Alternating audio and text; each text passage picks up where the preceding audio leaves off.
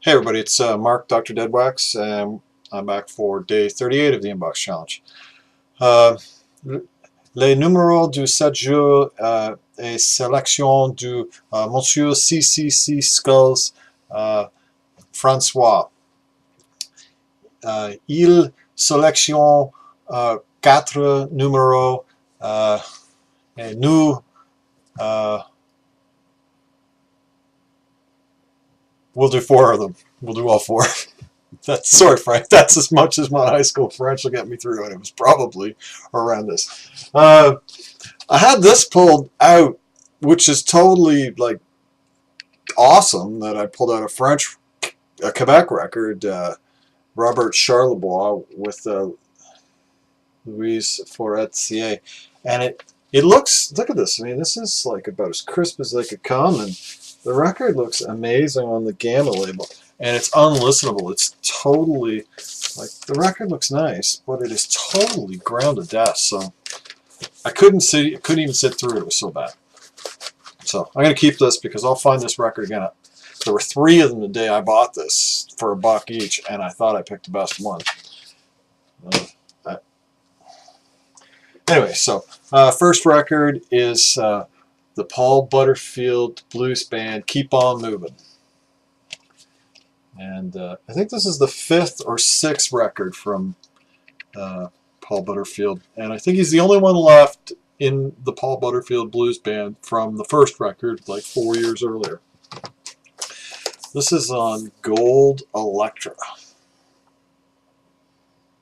What's kind of interesting is this is a Canadian record, but the cover says it's printed in the US, and the actual record doesn't say that it's made in Canada on it anywhere, or the US. It doesn't say anywhere where it's made. And the only way that I know that this is a Canadian-made record is because I can read the dead wax and tell you that this record was pressed at the Smith Plant Falls in the RCA Smith Plant Falls in Ontario. So this is a really nice example. It's got one scratch on it that really is not at all problematic. I picked this up at a show for it was $15. I got it for $7.50. Everything was half price.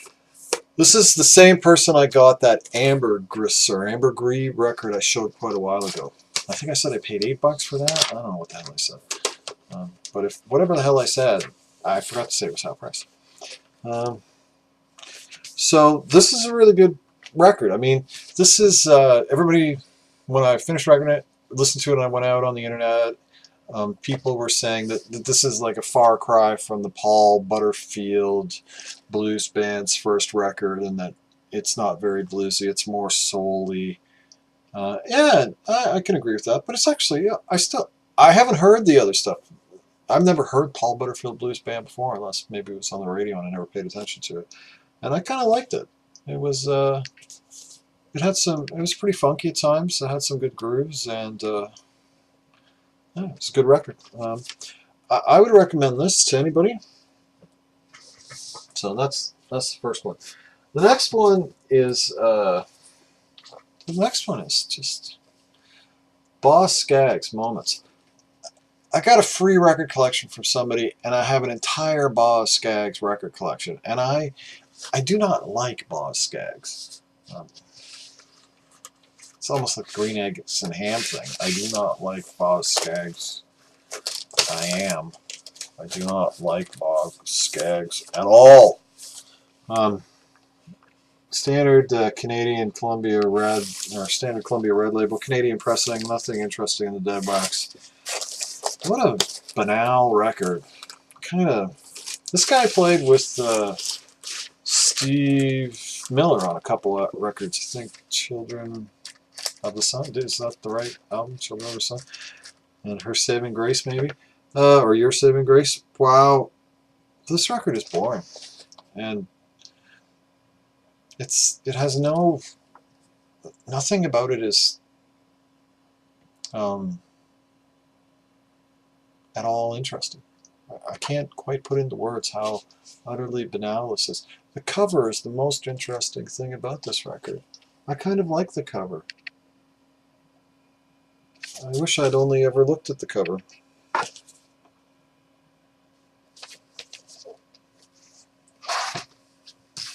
Next is Wayne Shorter, Moto, Grosso, Feio.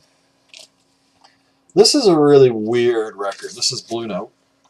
This is an original first pressing, standard blue label, Black B, 1974 this was released in.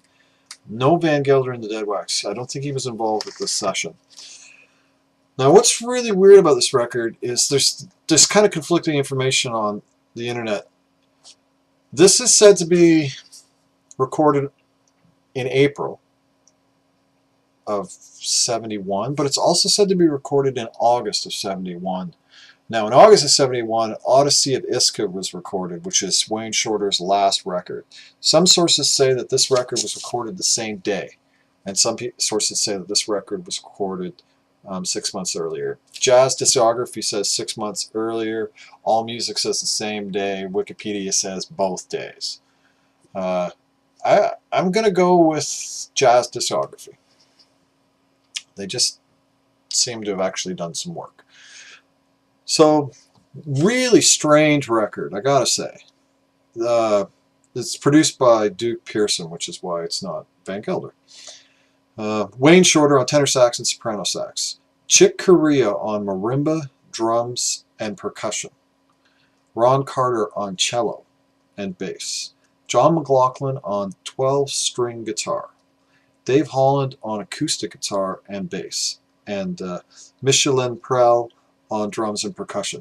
So a lot of well-known guys are playing alternate instruments, and this record is kind of a little free at times. I would say it's not instantly accessible, at least not to me. It's not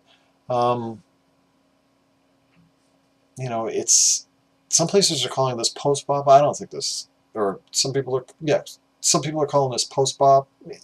I think it might be a little more avant towards free, maybe post-bop. I don't know. It's actually kind of good. It's not overly squonky, which is what drives me away from free jazz. So it's kind of a bit of a gateway record in a way, I would say. Now the last track on here, called Iska, is the one I like the most. I found that it captivated me most. I don't know, maybe it was the most rhythmic and melodic of all the songs on the record. I can't quite put it into words, but it was just the one that appealed to me most. And it's funny because Iska kind of refers to Odyssey of Iska, which was the name of the last album, the last album he recorded for Blue Note, which actually didn't have a song on it called Iska. That had a bunch of songs on it about weather, which kind of foreshadowed Weather Report, which was the thing he did next after that record. And it's funny, and this maybe foreshadows Iska. But they didn't release this record when it was recorded, and Blue Note released Odyssey of Iska, and then they didn't release this for another 3 years. So, and it was long after he was no longer recording for them that they released this. So I guess they weren't maybe too happy with this record, and then decided to pull it out of the vaults because he was probably maybe most mainstream name during the Weather Report years. I gotta say, I'm gonna recommend this. It's not easy, but I like it, and I'm gonna come back to it again. You know, it's not this. Do not pick this as the first jazz record you ever listen to.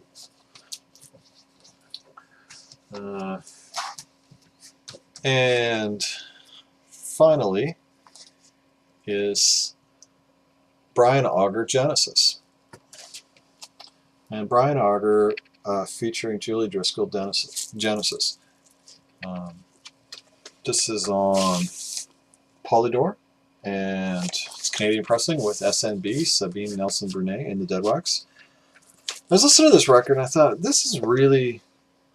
it's really good, and it's kind of all over the place. Like, there's A Day in the Life by McCartney, Lennon, and then there's Season of the Witch by Donovan with vocals and everything on it, and then there's other songs that are really funky with like these really wicked grooves and awesome powerful bass lines to them. And it was just this most disjointed, all over the place listen of really good music. And then when I was done listening to it and I went out on the internet and I started to do some research, this is a comp. I had no idea this was a comp. It totally does not look like a comp. But it is. And of course, if I had read this more closely, I would have known that, because it said the contents of this album have been pre-released in other collections. But like I said, I don't read too much ahead of time, because it ruins the moment for me, the exposure. This is excellent stuff. I've never really listened to Bryan Auger. I have some friends that like Bryan Auger's Oblivion a lot. This is music from the period of Bryan Auger's Trinity, which predated Oblivion, and when he was doing stuff with Julie Driscoll, who has a great voice. So, I mean, I think I'm going to recommend this record, and I think I'm going to recommend the records that this comes from if you see them. So, those are today's records. Thanks for picking up, Frank. I really appreciate it. You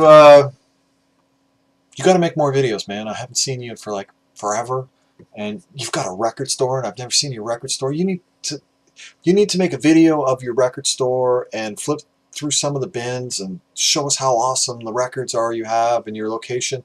And you need to rent a Ferrari, and you need to park it outside of the record store in the spot right in front of the record store, and you need to pan out to the Ferrari, and you need to say, this is my Ferrari, and I've bought this with the money that I've made owning a record store. And then I can show my wife that video and convince her that I should open a record store, because I'd like to open a record store, and I keep getting the, no, you just get the shit out of my dining room. So anyway, those are today's records. Thanks, Frank, for picking some numbers and playing along. Thanks everybody for watching, commenting, subscribing, heckling, the whole deal. Have a great day, everybody. Keep the record spinning.